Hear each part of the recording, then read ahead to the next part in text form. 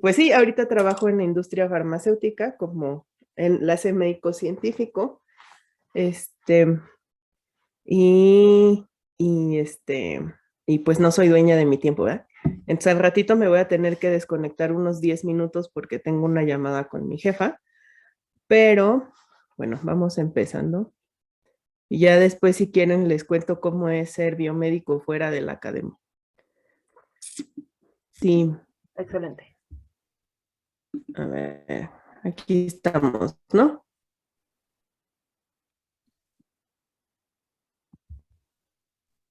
Sí se ve la pantalla. ¿Sí alcanzan a ver mi pantalla? Yo sí Sí. la Ok, veo, de una de presentación. esta charla, de hecho. ¿Qué pasó? Yo sí veo. ¿Sí ven la presentación? Yo también la veo. Ok, súper. Ah, pues como les estaba diciendo, la idea de esta charla salió porque un día platicando de los chismes de biomédicas, como bien dice Mariana, yo le contaba, ¿no? De que me estaba infartando. em, Ahorita les cuento bien la anécdota, pero de que una investigadora, que creo que ahora sí ya no está, ya se jubiló. No, bueno, X, como sea. El otro día todavía me la encontré. Bueno, como sea, una investigadora, pues básicamente, como no tiene idea de matemáticas, no, ahorita les cuento bien la anécdota adelante, pero el punto es que yo estaba infartada porque de repente cuando uno está estudiando como la parte teórica de las matemáticas, incluso en biomédicas es como de, ay no, ¿para qué me pongo a revisar cómo hacer, no sé, tal integral o etcétera, ¿no? Porque si ya en el laboratorio de diario, pues no lo necesito.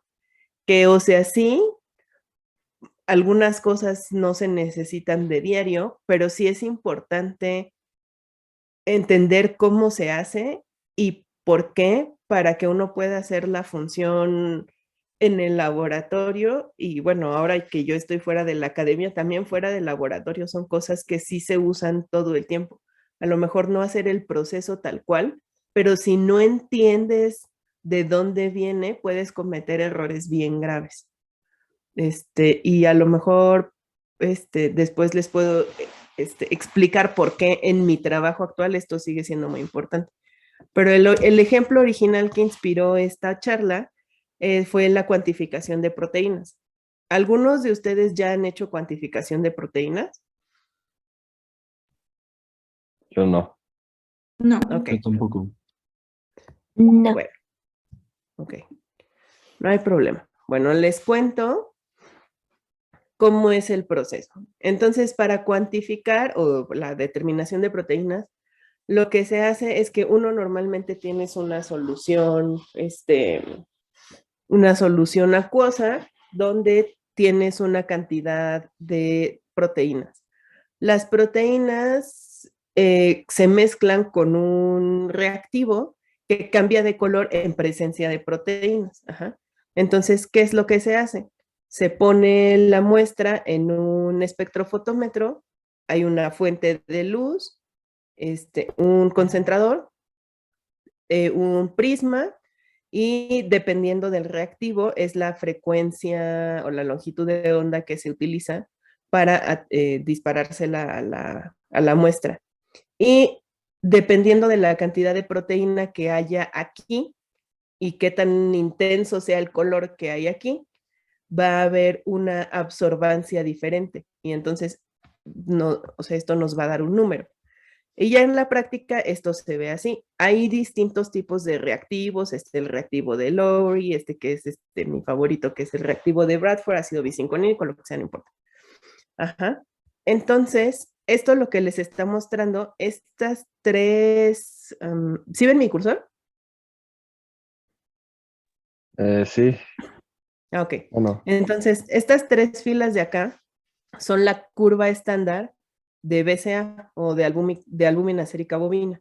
Ajá. Entonces, aquí uno sabe cuál es la concentración de proteína y como les digo, uno mezcla la solución de proteína con el reactivo que da el color. Entonces, si se dan cuenta, por ejemplo, este es el blanco. O sea, estos son triplicados, ¿no? Estas tres son iguales y todas son iguales. Esto es el blanco, entonces aquí no hay solución con proteína, o sea, está la pura solución, o sea, que pueden ser, no sé, una solución con un detergente o lo que sea, pero aquí no tiene nada de proteína. Aquí tiene un poco, acá tiene un poco más, pero uno sabe exactamente cuánto le está poniendo. Y cada vez va habiendo más concentración de proteína y como se darán cuenta, el tono de la solución va virando azul, dependiendo de qué tan alta es la concentración de proteína. Y esto es lo que se mete aquí y entre más azul sea la muestra, en este caso, más intenso, digo, más alto va a dar el número de absorbantes. Las muestras de acá son las muestras que queremos saber qué concentración de proteína tienen. Entonces, esto es un proceso que es muy común hacer en los laboratorios y es un proceso matemático. Entonces, esas son las muestras desconocidas. ¿Y qué es lo que se tiene que hacer? Hay algunos equipos que ya lo hacen de manera automática, pero la verdad es que yo no les confío. Entonces, bueno, estas son las absorbancias. Entonces, este es el blanco, ¿no? Entonces, supongamos que nos da una absorbancia 0 porque no tenía nada de proteína. Y estos son microgramos por mililitro y digamos que pusimos en la curva que nosotros decidimos meter, pusimos 100, 200, 400, 600, 900, 1200, 1500, por decir algo. Y entonces aquí tenemos las absorbancias y se dan cuenta que, bueno, esta es 0.7, 0.07, 0.08, 0.09. No son exactamente las mismas. Esto varía dependiendo de o sea, esto quiere decir que la cantidad de proteína no es exactamente igual en cada pozo y esto tiene que ver con un error de pipeteo. Si pipetean muy bien, estos números van a ser muy parecidos. Si pipetean muy mal, aquí va a haber más dispersión. Y lo que se hace aquí es un promedio. Entonces, se hace lo mismo para cada una de las concentraciones conocidas y esto se grafica. Y ahora, ¿qué es esto que estoy señalando acá arriba? ¿Alguien me puede decir?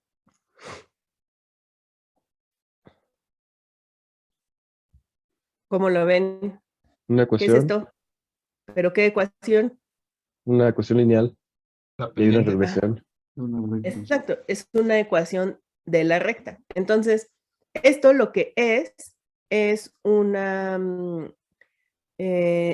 regresión lineal. Uno mete la curva y se hace la regresión lineal. ¿Se puede hacer a mano? Sí. Le puedes decir a Excel que te haga la regresión lineal y te dé cuál es la ecuación también, y la R cuadrada, ¿no? La R cuadrada es el coeficiente de determinación. Entonces, para este tipo de determinación, para las curvas de proteínas, sí se necesita que la R cuadrada sea lo más parecida a 1. Una R cuadrada de 1 quiere decir que la correlación es perfecta, que no hay nada de variación y en este caso, o sea, es una correlación. En este caso, la correlación tiene que ver con la cantidad de proteína y la absorbancia. Si hay variación, puede haber un poco, si cuando ustedes están haciendo una curva de determinación de proteína y sacan una R de 0.98, 0.97, o sea, está bien. Si sacan una R cuadrada de 0.8 es como, niño, no sabes pipetear. Menos de 0.8 es como, hazlo otra vez. O sea, ok, bueno, independientemente de eso, ¿esto para qué nos sirve? Porque en esta ecuación, que como bien dijeron, es una ecuación lineal, es una ecuación de la recta, la Y es la absorbancia, este es un valor que conocemos porque nos los dio el espectrofotómetro, la X es la concentración de proteína, que en este caso sí lo conocemos porque nosotros pusimos la cantidad de proteína y tenemos la constante. Pero cuando tenemos las muestras desconocidas, entonces, por ejemplo, estas son las muestras que queremos determinar. Entonces tenemos las distintas absorbancias y aquí está de la muestra A su promedio, de la muestra B el promedio, etcétera, ¿no? Y queremos determinar la concentración de proteína asociada a esta absorbancia. Entonces, teniendo en cuenta esta ecuación, ¿qué tenemos que hacer? Está muy fácil, es de secundaria. Regresar. Valores, ¿no? Nada más, para sacar, bueno, o sea, si queremos sacar la M, pues nada más con la fórmula de Y2 menos Y1 sobre X menos X1. Si no, pues nada más sustituir valores, ¿no? Hay que despejar. Se despeja la X porque la X es la concentración de proteína y se sustituyen los valores. Ajá. En este caso, esta fue la ecuación que habíamos obtenido y se despeja la X porque ahorita en estas muestras sí tenemos el valor de absorbancia y bueno, tenemos la constante de la pendiente y bueno, la B, ¿no? Pero no tenemos la concentración de proteína, entonces hacemos un bello despeje, se sustituye la absorbancia en la ecuación y obtenemos la concentración de proteínas. Ahora, esto es lo de la anécdota que les mencionaba hace rato que yo casi me infarto. Un día estaba yo muy feliz en el laboratorio, así como cuando estaba, yo creo que ya estaba en el doctorado. Y entonces llegó un alumnito de licenciatura, no era alumno de mi jefe, era alumno de alguien más, pero no sabía cómo sacar los valores de concentración de proteína, ¿no? Y pero ya había hecho la parte de la curva. Y entonces me llegó con los valores y me dijo así como de, ay, es que no sé cómo obtener la concentración de proteína. Y mi jefa me dijo que necesitaba sacar esto porque iban a hacer un Western Blot. Y yo, sí, no te preocupes, yo te ayudo. Y cuando metimos los valores a la computadora, nos dio, no es exactamente esta misma tabla, pero esos son los valores que me dio. Y por supuesto que yo cuando vi esto, ¿cuál creen que fue mi reacción? Según lo que les acabo de explicar. Pues es muy baja, ¿no? Con lo que les acabo de explicar. ¿Eu? Es muy baja, ¿no? La correlación, bueno, la R cuadrada. Exacto. La R cuadrada es muy baja. ¿Y esto qué quiere decir? En fines prácticos, ¿esto qué es? O sea, sí está mal, pero ¿por qué está mal? ¿Que pipeteó mal o que las pipetas están mal o las dos? Exacto, está mal pipeteado. Eso es justamente lo que significa esto. Esto quiere decir que está súper mal pipeteado y esto en la práctica no sirve. Sí, puedes hacer el cálculo, claro, pero lo puedes, pero lo que vayas a usar, o sea, si de esta concentración de proteína la vas a utilizar para hacer pruebas de biología molecular, o sea, vas a hacer Western Blot o vas a hacer otro tipo de pruebas, los resultados que obtengas de ahí van a estar mal porque de entrada esto está mal. Ajá.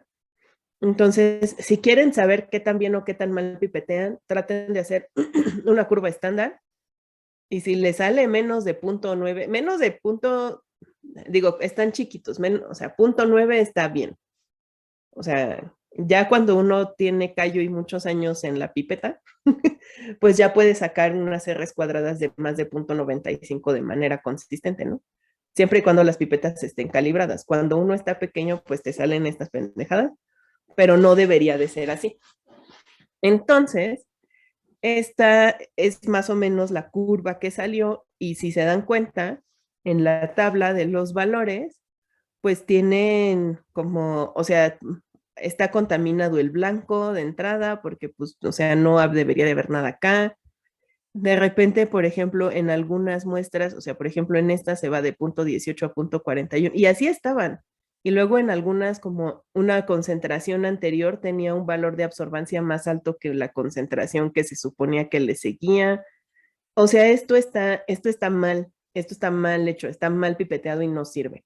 Pero bueno, así llegó el alumno y yo le dije, obviamente, como de niño, no sabes pipetear, qué demonios. Y lo que más me infartó y que era la razón por la que se lo conté a Mariana, es porque me comentó que él no lo hizo, que él no pipeteó, lo hizo su jefa. Y yo así de, oh, por Dios, qué escándalo, la jefa no sabe pipetear.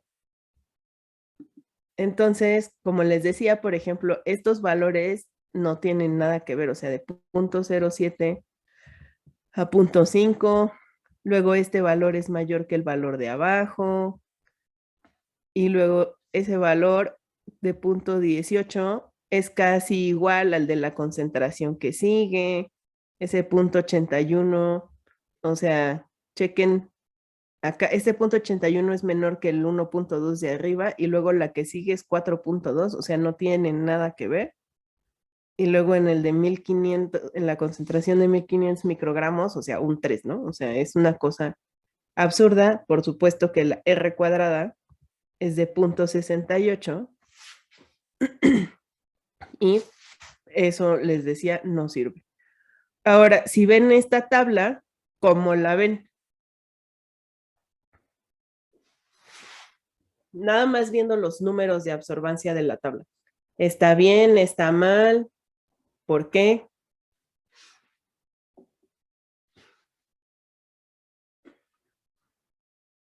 ¿Por qué sí? ¿Por qué no? Pues hay algunos que se ven más precisos que otros, pero creo que en general no es tan preciso. ¿No Algunas, está tan preciso? ajá, en la tabla de la izquierda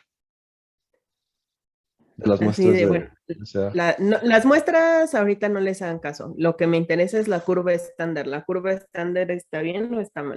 Según yo está bien, ¿no? Va ascendiendo conforme la cantidad de concentración, la absorbancia, ¿no? En cada uno, entonces como que no hay cambios, así como en la otra tabla que había más absorbancia en una que en la otra y en la siguiente, o sea, una correlación muy mala según. Y por ejemplo, entre una muestra y otra, os digo, o sea, porque estos son triplicados, o sea, esta es la misma muestra, pero uno la tiene que pipetear 3 veces, porque imagínense, o sea, no digo, o sea, como les decía, esto está mal, pero supongamos que nada más hubieran hecho la primera columna. No pueden sacar absolutamente nada, porque vean, este 1.2 y este 1.2 son iguales. Entonces, este punto 5 pues es mayor que este valor de acá y es casi igual a este de acá. Entonces, digo, esto es un error ya muy grave, pero de todas maneras, las curvas, no, digo, no solamente, o sea, por eso se replican los experimentos y en este caso no es un experimento tal cual, pero las curvas se repiten. Lo mismo se hace, por ejemplo, incluso cuando uno va a hacer un microarreglo. O sea, no pones solamente una muestra, la muestra en un solo pozo con la misma sonda. O sea, normalmente lo repites. Igual cuando vas a hacer un tiempo real, no pones solamente la muestra una vez. O sea, por lo menos haces un duplicado. Porque en caso de que uno esté horrible y el otro esté más o menos, de todas maneras no sirve y lo tienes que volver a hacer, pero te das una idea de dónde estuvo el error. Entonces, sí, suficiente.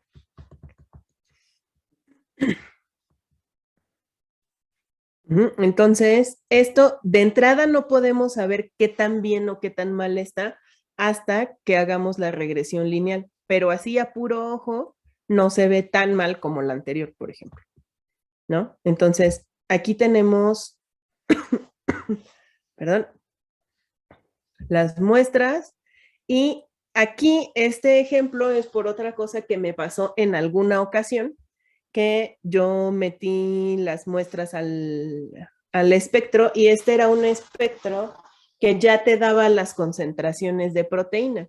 Entonces lo que hace la mayoría de la gente es como, sí, pues es que ya me dijo que la proteína tiene, o sea, que la concentración de proteína es tal y no lo checan. Ahora, revisen ustedes aquí este valor de la muestra más o menos por dónde anda. La absorbancia.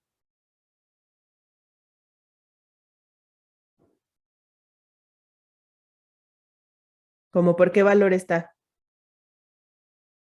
O sea, de esto que está acá, más o menos a qué concentración creen ustedes que corresponda en esta tabla. Ah, 400, ¿no? Bueno,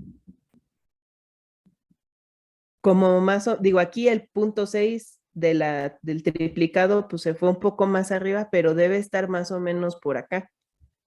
¿Qué concentración dice? Esta es la concentración que tú, o sea, que ustedes saben que se puso. ¿Qué concentración dice acá? sí, el doble. ¿Y dónde debería estar esa o sea, esta absorbancia, dónde debería de caer para que esta concentración fuera cierta? En cero, ¿no? No, no en cero. O sea, sí, para que esta concentración sea cierta, más o menos por qué absorbancia debería estar aquí. Alrededor Entre de, 0.55, entre 0.62 y 0.82, ¿no? o sea, entre estas dos, ¿no? O sea, como entre Ajá. por acá y por acá. Pero esta absorbancia no está aquí. ¿Estamos de acuerdo? Ahora la que sigue. Dice 1200. De entrada uno puede decir, ah, pues sí, es mayor que la otra.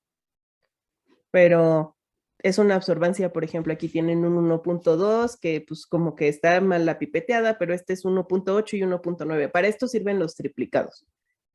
Ajá, entonces este 1.8 y 1.9, más o menos por dónde están. Entre 1500 y 2000. Pues más bien como alrededor del 2000. De hecho, este valor a lo mejor incluso podría estar en el límite de la curva. Si fuera un poco más alto, se sale de la curva y no pueden usar la regresión para calcular ese valor. Pero ¿cuánto? O sea, estos son 2000 y ¿cuánto dice? 1200. Y esto sí me pasó en una ocasión que cuando yo, o sea, sí me dio una concentración de proteína y ya me iba yo bien feliz y de repente fue como, un momento, pero como que estas absorbancias no checan con el valor que me está diciendo el aparato. O sea, y lo mismo para la otra, ¿no? O sea, y aquí, por ejemplo, esta igual dice casi 900, pero estos valores de estos valores se disparan un montón. Ajá, o sea, este es como 900 y acá es como 0.38, o sea, es más del doble y me está dando una concentración casi igual. Eso no tiene sentido. Pero si ustedes no saben de dónde salen estos valores, le van a creer al aparato. Y fue que hubo una actualización media horrible en el software y estaba haciendo mal los cálculos. ¿Cómo? Pues quién sabe, pero igual, por ejemplo, este 500, pues tampoco no checa, ¿no? O sea, aquí tenemos una absorbancia como de alrededor de 0.8, que debería, o sea, no les podría decir así a ojo qué valor debería de ser, pero debería estar alrededor de 900 y dice 535. Esto también me pasó en una ocasión y entonces lo que yo hice, como yo confiaba en que yo había pipeteado bien y las absorbancias como tal sí tenían sentido, hice yo la regresión lineal y me dio una cosa más o menos así. De la curva estándar con una R cuadrada decente, o sea, 0.99, 0.98 están bien. Y después, ¿qué es lo que se tiene que hacer? O sea, una vez que ya tienen la ecuación.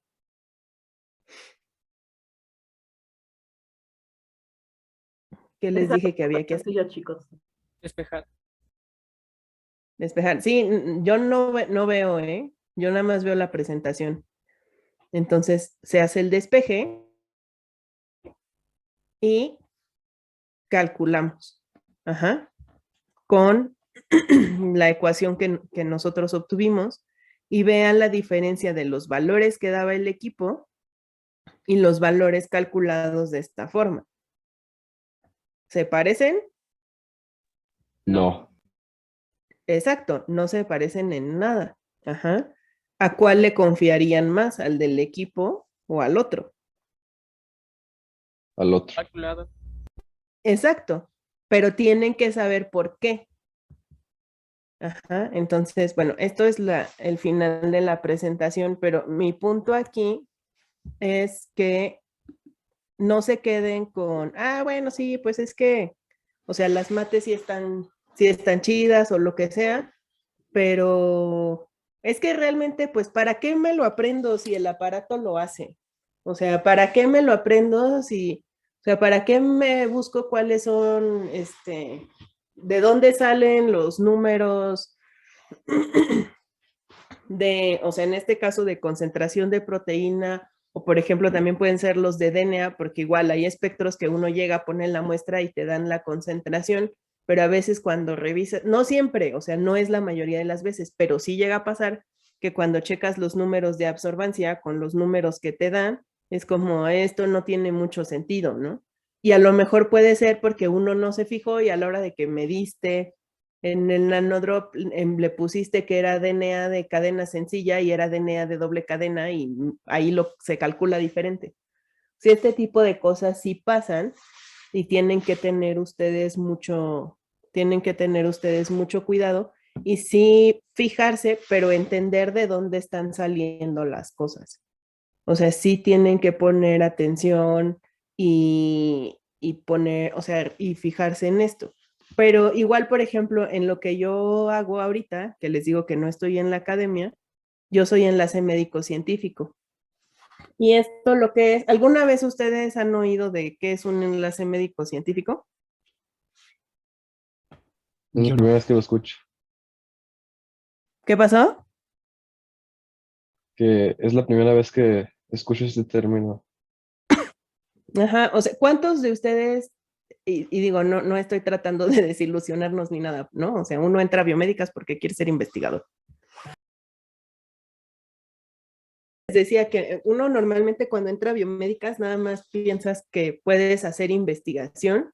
A mí me encanta la investigación, así la hice no quiero decir cuántos años, pero sí fueron muchos, como casi 18.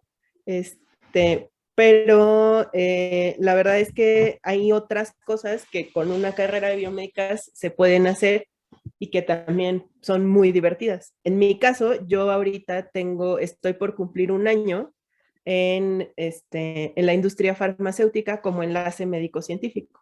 ¿Se puede hacer investigación en la industria farmacéutica? Sí, pero aquí en México no.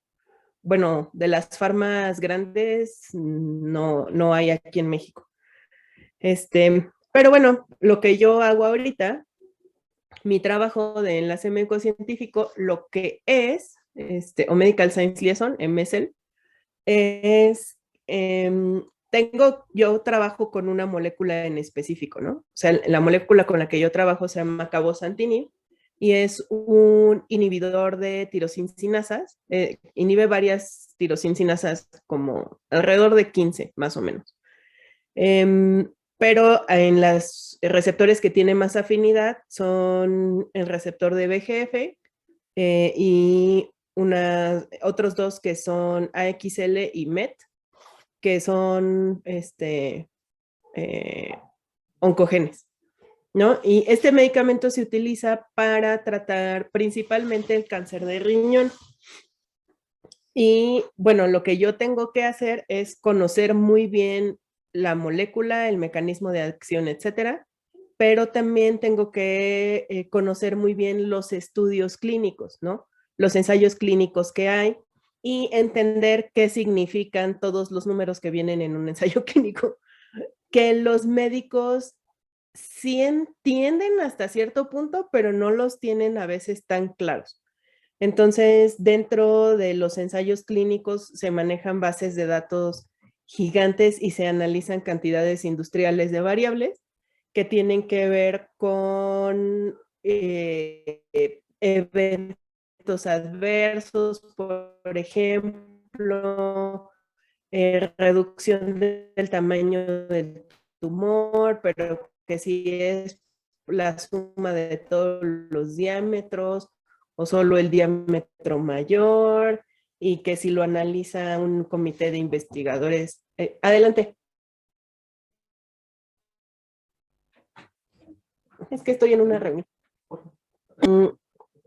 Entonces, son muchas variables las que se analizan y pues uno tiene que tratar de entender qué son estas variables y qué, sí, o sea, no solamente la parte matemática, sino estas variables que implican ya en la clínica, ¿no? Cómo se pueden interpretar los datos para elegir a los pacientes a quienes se les va a dar este tratamiento. No todos los, cada paciente es diferente y entonces se tiene que hacer como una valoración, que bueno, eso no lo hago yo, lo hacen los oncólogos, de a qué pacientes les conviene más un medicamento u otro. Pero esta valoración se hace en función de análisis estadísticos que vienen en los ensayos clínicos. Y lo que yo hago es conocer muy bien estos estudios, conocer súper bien cuáles son los, gracias, cuáles son los valores, qué pruebas estadísticas se hicieron, quién fue quien analizó los datos. Digo, la industria farmacéutica nunca, o sea, nosotros nunca analizamos los datos directamente porque pues no puedes meter la mano ahí. Normalmente son otras empresas que analizan los datos, unas empresas que se llaman CROs, y ellos son los que organizan las bases de datos, quienes reciben la información. Nosotros como industria farmacéutica no recibimos la información directamente, a nosotros nos dan como los datos ya analizados y nos dicen, sí salió su estudio, aplauso, aplauso, preséntalo en el Congreso Europeo de Oncología, o no salió el estudio de pulmón, nadie hable de pulmón, así de todos escondámonos bajo la mesa. O bueno, salió medio feo el estudio de hígado y nos golpearon así hasta con la cubeta, ¿no? Pero uno como enlace médico científico, no tienes que vender nada. O sea, hay vendedores en farma que van y le dicen al doctor, oiga doctor, recéteme. Yo no, yo llego con el doctor, incluso si en el estudio de hígado salió horrible, así como el doctor llega y me pregunta como de, oye, no, pero pues es que tienen ustedes la indicación para hígado, ¿no? Y en combinación, ¿cómo sale? Ay, bueno, doctor, pues el estudio que está es este y estos son los resultados. Y, están bien feos. Yo estoy de acuerdo con usted, doctor, están horribles. Yo no tengo que vender nada, a mí no me califican por eso, pero leo un montón y me dedico a la discutidera también. Ahorita lo que estaba hablando con mi jefa se va a ir a un congreso que va a ser en París, el Congreso Europeo. A mí no me van a llevar, pero vamos a ir al Congreso Nacional de Oncología que va a ser en Chihuahua. Entonces andamos ahí.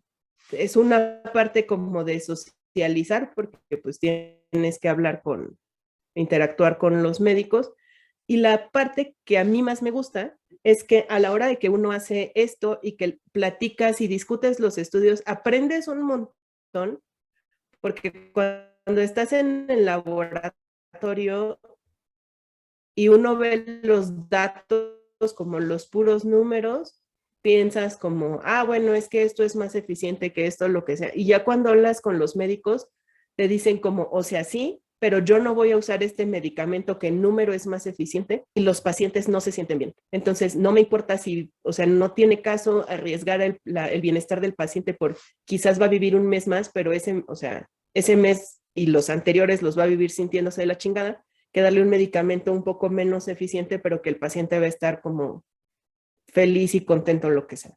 Y una de las cosas más satisfactorias que yo he encontrado en mi trabajo es que estando en el laboratorio es muy padre, es muy emocionante sacar datos, ¿no? Y de repente como obtener un resultado y saber que eres probablemente la primera persona en el mundo que está viendo un nuevo pedacito del rompecabezas, un nuevo pedazo de información, es muy emocionante.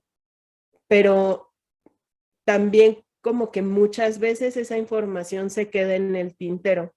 Y aquí yo no estoy haciendo la investigación directamente, pero hay veces, por ejemplo, que los médicos, bueno, necesitan información para tomar las decisiones de qué tratamiento le van a dar a cada quien, pero también hay veces, en mi caso, Cabosantini, pero necesito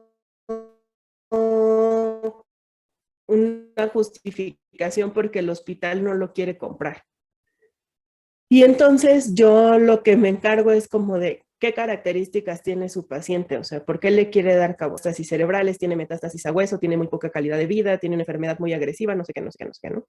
Y entonces yo le ayudo al médico con toda la información científica que yo ya me sé y que yo ya tengo a construir esta justificación, y así he conseguido que se les dé el tratamiento, porque es muy caro, pero que se les dé el tratamiento a los pacientes. Y a lo mejor, como son pacientes ya con cáncer muy avanzado, pues no les estás salvando la vida, pero pues contribuyes a que a lo mejor les estás comprando 1 año, 2 años, 5 años más, ¿no? Y pues la verdad es que eso, o sea, sí está padre, porque pues estás contribuyendo a comprarle más vida a una persona y que esté con su familia. Y eso pues algo que estando en el laboratorio todo el tiempo pues no podía hacer, y es algo que ya me ha tocado hacer ahora pues en más de una ocasión, o sea, con más de un paciente, y pues siento que estoy contribuyendo directamente al bienestar de algunas personas. Y la verdad es que viajo mucho, conozco un montón de gente. No es que yo sea la persona más sociable del planeta, pero sí me divierto. Y pues sí tengo mucho trabajo, tengo juntas constantemente y todo, pero la verdad es que sí me doy unas divertidas locas y, y no me puedo quejar, me pagan bien. Y es una de las, no es la única, pero es una de las carreras alternativas que tiene un biomédico fuera del laboratorio. O sea, el laboratorio está muy padre, a mí me encanta, lo amo y lo adoro con locura y desesperación, pero así como está la situación, yo no me regresaría a la academia. O sea, yo me voy a quedar en la industria. Y todos los conocimientos de investigación sirven muy bien para este tipo de trabajo. Y la verdad, pues sí está chido. Yo sí me estoy divirtiendo. ¿Alguien tiene alguna duda o comentario? Sí. ¿Me puede repetir, por favor, el nombre de la molécula con la que trabaja? Yo trabajo con una molécula que se llama cabozantinib. Se las escribo en el chat. Gracias. Cabozantinib. La empresa para la que yo trabajo es una empresa francesa que se llama Ipsen. Pero hay o sea, hay MSLs para prácticamente todas las moléculas. Y, o sea, bueno, no todas las moléculas que todavía no hay genérico. O sea, moléculas nuevas. Y uno como MSL puedes participar antes de que se apruebe. Bueno, de hecho, participamos desde antes de que se aprueben las moléculas. Una de las indicaciones que apenas nos acaban de aprobar, pero que yo ya he estado trabajando, es cáncer de tiroides, por ejemplo. Entonces, vas y hablas con los médicos, ves qué necesidades hay, o sea, y te dicen, no, pues es que no hay opciones terapéuticas, o te dicen, es que sí hay opciones, pero bueno, en tiroides no hay, pero en riñón sí hay, pero lo que pasa es que las que hay mucha toxicidad, o no hay acceso, o etcétera, o te dicen, no, es que falta información, porque los médicos se tienen que actualizar todo el tiempo y así. Y entonces pon tu para tiroides, es como, bueno, yo ni sabía que cabozantinib se podía usar para tiroides. No, pues sí, doctor, pero todavía no tenemos la indicación. Y ya cuando la tienes, pues ya vas y hablas con ellos. Cuando ya la utilizan, vas aprendiendo cuál es la experiencia que tienen, porque a veces también en los ensayos clínicos sale una cosa, por ejemplo, así de, no, pues es que el principal evento adverso es diarrea. Y cuando ves con los médicos y que tienen experiencia, te dicen, bueno, si es que eso dice el ensayo, pero en mi experiencia clínica, que pues es experiencia anecdótica, te dicen, lo que más yo me he encontrado es, a lo mejor, no diarrea, sino fatiga o alguna otra cosa. Y eso a veces tiene que ver con cómo se eligen las poblaciones para los ensayos clínicos, y también uno les puede ayudar bueno, o sea, como empujar o en mi caso acosar para que publiquen datos también. Y hay algunos de mis médicos que están participando en ensayos clínicos, entonces también tengo como yo no interactúo directamente con los pacientes, pero tengo como una experiencia diferente de investigación que tenía mientras estaba en biomédicas, porque como es investigación básica, pues nunca ves cosas de ensayos clínicos, ¿no? Y cuando ya ves cómo se hacen los ensayos clínicos, la investigación es muy diferente, pero igual es muy interesante. Pero sí, hay MCLs para opioides, hay MCLs para enfermedades del corazón, o sea, hay MCLs para todo, lo único es que la mayoría son médicos. Y la mayoría de los médicos con los que yo he platicado me han dicho que prefieren trabajar con MCLs que no son médicos, que son investigadores, porque llevamos una perspectiva diferente. Cuando tienen un MSL que es médico, pues como que sí hablan el mismo idioma, pero al mismo tiempo les repiten muchas de las cosas que ellos ya saben. Y cuando uno llega de biomédico, incluso les preguntas cosas que ellos no habían considerado originalmente. Está chido. ¿Alguien más? No me sé si se refiere a médico científico. Ajá, por eso el puesto es enlace médico-científico, porque pues uno es, o sea, te enfocas en la ciencia y hablas con los médicos. Y también participamos en cosas como de educación continua, o sea, cursos de actualización o seminarios o cosas así. Pero sí, son cosas de mates todo el tiempo también. Para los ensayos clínicos sí, o sea, tienes que tener como muy claro las bases matemáticas. Y, por ejemplo, yo tengo un amigo que él trabaja en una CRO que trabaja con Ipsen. No trabaja directamente conmigo porque les digo que nosotros no metemos las manos en los ensayos, pero Ipsen dice como de, oye, es que yo tengo esta molécula para, espérenme.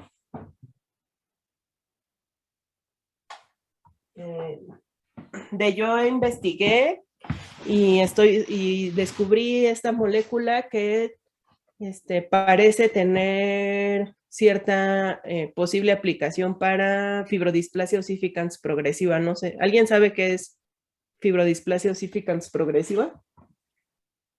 Híjole, creo que ni yo sé qué es mujer. Suena a alguna cuestión de que los huesos se quedan movibles, pero no estoy segura. ¿No es la enfermedad Bueno, que se empiezan a nosificar todos tus tejidos? el tejido muscular, ajá. Es una enfermedad genética horrible que ocurre un proceso de transdiferenciación del tejido muscular a tejido óseo. Ocurre de manera espontánea, pero sobre todo como respuesta a un trauma inflamatorio, o sea, una respuesta inflamatoria.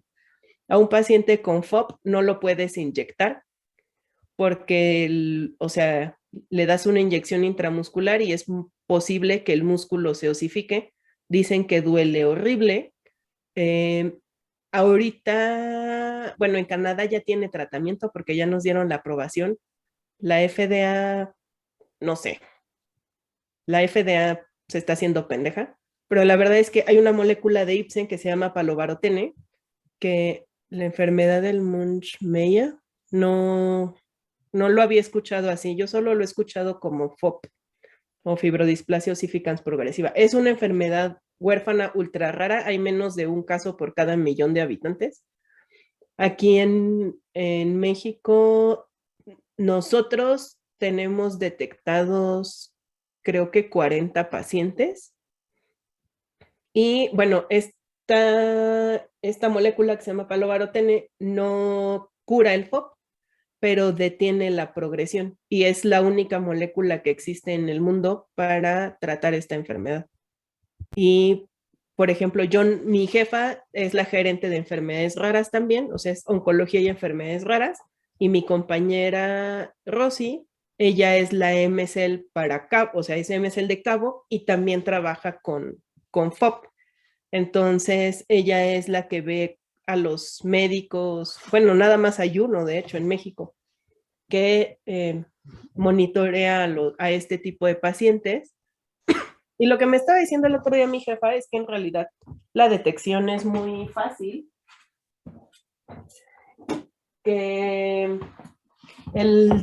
y que se puede detectar al nacimiento de manera muy sencilla. Si los niños nacen con un juanete, es una indicación de que tienen FOP, solo se les hace el análisis genético y ya. Pero como la mayoría de la gente no sabe que eso existe, pues no hacen el análisis, ¿no? ¿Y qué análisis llevan a cabo para detectar ese tipo? Eso se revisa una mutación, ahorita justo no me acuerdo qué factor es, pero es una mutación única. O sea que sí le hacen Entonces, como, ahora hacen una secuenciación o no tanto así. sí, digo, no ok, estoy ok. segura si lo hacen por secuenciación o por PCR, Ok, pero ya. igual pues se hace un análisis, ya sea seguramente PCR, porque pues si ya se sabe cuál es la Sí, secuencia, pues solo solo está. diseñas tus premios y ya, ¿no? Claro. Pero sí, entonces, y ahí también, por ejemplo, una de las cosas que también se hace es ay, se metió el perro. Ok, no, ignoren. Si oyen el chillido de un perro, no le estoy haciendo nada, solo no le abrí la puerta. No, perro. Entonces, una de las cosas, por ejemplo, que están haciendo tanto mi jefa como Rosy, esperando que ya caiga en los próximos 2 meses la aprobación de la FDA, es COFEPRIS es muy lento. O sea, se puede tardar 1 o 2 años más en aprobar una indicación. ¿Por qué es tan lento? No sé. Piden más papeles y no sé, es muy lento. Pero es tratar, por ejemplo, en este caso, que solamente se han detectado, o sea, es una enfermedad muy rara, pero aunque sea una enfermedad rara, a veces los pacientes que sí existen no son detectados porque los médicos no saben que existe esa enfermedad. Entonces, una de las funciones también de un MSL es organizar ciertos eventos de concientización sobre la enfermedad y qué tipo de médicos pueden detectar, o sea, por ejemplo, no sé, el cáncer de tiroides. No, pues los endocrinólogos. Ah, ok, pues entonces, se hace un evento o sea, donde se juntan endocrinólogos y se les dicen como, oigan, si ven pacientes con X y X y X características, pues mándenlos con el oncólogo porque esto muy posible, o háganles tal prueba y después mándenlos con el oncólogo porque esto puede ser cáncer de tiroides. En el caso de FOP es como, ¿quién lo detectaría primero? Pues lo más probable es un pediatra, así como de, oigan, o sea, se puede organizar un evento de educación médica continua con algún experto nacional o internacional, donde tú juntas un grupo de pediatras para, si ven un niño, o sea, primero existe esta enfermedad, tiene estas características, se diagnostica así. Si ustedes en algún momento se encuentran con un niño con las características A, B, C, por favor contacten al doctor fulanito que es experto, y que ya se encargará de hacer el diagnóstico. O si ustedes quieren, pues hagan el diagnóstico y así, ¿no? Entonces, esto permite que la gente tenga acceso a los tratamientos más temprano. O sea, no, digo, en el caso de FOC, pues sí, solamente sería de Ipsen, ¿no? Pero en el caso, por ejemplo, de Cabo, hay muchos tratamientos posibles para cáncer renal. Y yo puedo hablar de todos los tratamientos. O sea, si hay algún médico que dice, yo solamente trabajo con inmunoterapia. No, pues está bien. ¿Y por qué? Y tratar de averiguar por qué un médico piensa como piensa, por qué toma las decisiones clínicas que toma, y ya yo llego y le digo a la empresa como de, oye, el doctor fulanito dice que él no le gustan los TKIs por tal cosa y que él solamente utiliza tal molécula. Y esa información le sirve a la empresa para decir, bueno, pero es que esa concepción que tiene el doctor original, o sea, por la que no utiliza TKI, pues no es cierto. Entonces a lo mejor habría que hacer más esfuerzos de educación porque el doctor pues tiene una idea equivocada, ¿no? O si el doctor sí está en lo correcto y nada más nos odia, pues también, ¿no? Es como, bueno, pues, ok, se vale, pero todo este asunto de, o sea, la información le sirve a la empresa, pero yo no tengo que convencer al doctor de, oiga, no, pero no use solo inmunoterapia, también recete cabo, pues no. O sea, no. Y te digo, o sea, tienes que estudiar un montón porque obviamente en mi caso yo tengo que ser, o sea, si a cualquiera se le ocurre preguntar algo de cabo Santinip, yo me lo tengo que saber, ¿no? O sea, yo tengo que saber qué ensayos clínicos hay, cuáles son los resultados que da, en qué tipo de pacientes se puede utilizar, en cuáles no, por qué sí, cuáles son las dosis, cómo se puede modificar. O sea, si a mí un doctor llega y me pregunta lo que sea, yo tengo que tener la información y le puedo mandar la bibliografía, ¿no? A los médicos, así como de, oye, porque también a veces te preguntan cosas, porque en los ensayos clínicos los pacientes están como muy escogidos. Son pacientes que están bien de todo menos del cáncer. Bueno, en mi caso que trabajo con cáncer. Pero los pacientes que les llegan a los médicos a la clínica, pues no, o sea, son hipertensos o son diabéticos o sea, tienen todo mal y además tienen cáncer, ¿no? Entonces, oye, es que si hay evidencia de mundo real para utilizar cabo en este tipo de pacientes, no, pues sí, sí hay o no, no hay, y si hay, si funciona o no en estos pacientes, está contraindicado, lo que sea, o sea, y al final de cuentas es, o sea, ayudar a que cada paciente reciba el mejor tratamiento posible.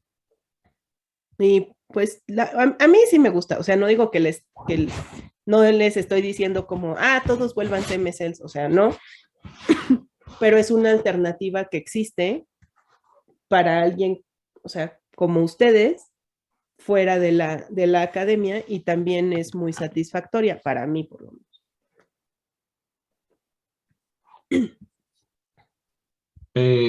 Una pregunta. Aprovechen porque yo tengo otra junta.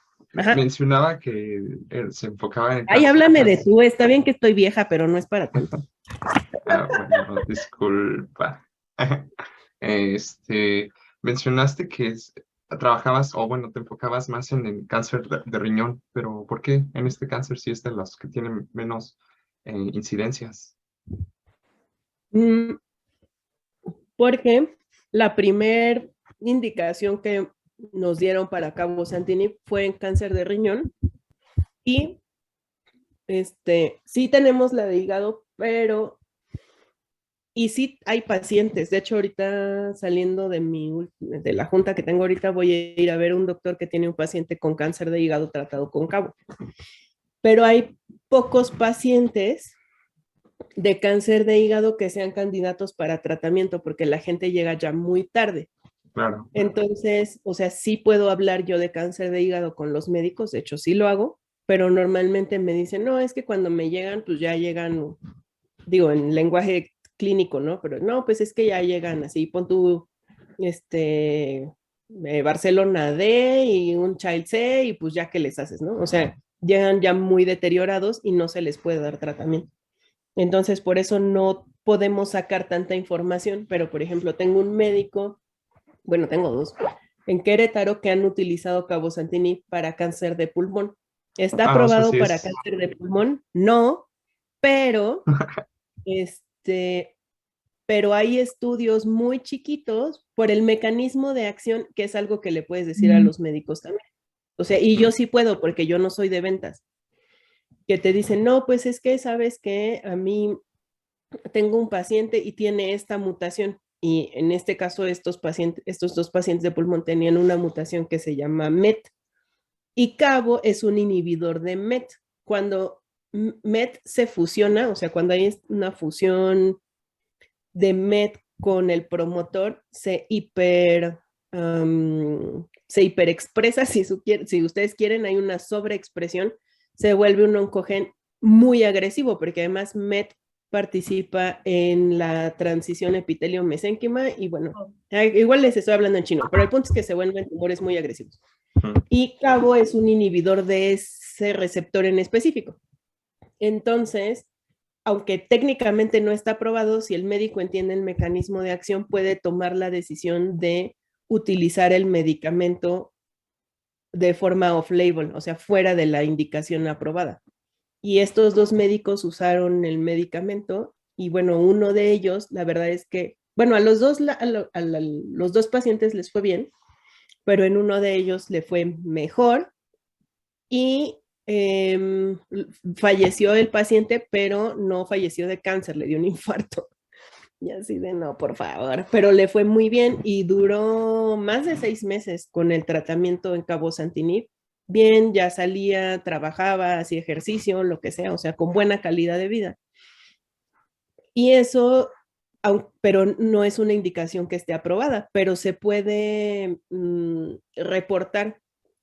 Es evidencia anecdótica, sí, pero se puede reportar como un reporte de caso y se puede publicar. Y entonces también parte de mi trabajo es decirle al doctor como, oiga doctor, e incluso al que no le fue tan bien, que igual duró más de 6 meses, pero así como de si quiere puede publicar este caso o lo llevamos a un congreso o lo que sea como un cartel porque pues nos interesa, o sea, parte de mi trabajo es que se genere más investigación sobre esta molécula. Y el precio del cabo, Es muy caro. ¿podemos saber cuántos, más o menos cuánto es? Porque son varias dosis, ¿no? Me imagino. Es una pastilla porque son tabletas. Es una tableta al día y la ¿por caja día? trae 30 tabletas. Órale, ok. Y la verdad no estoy segura del costo específicamente porque yo no estoy en ventas,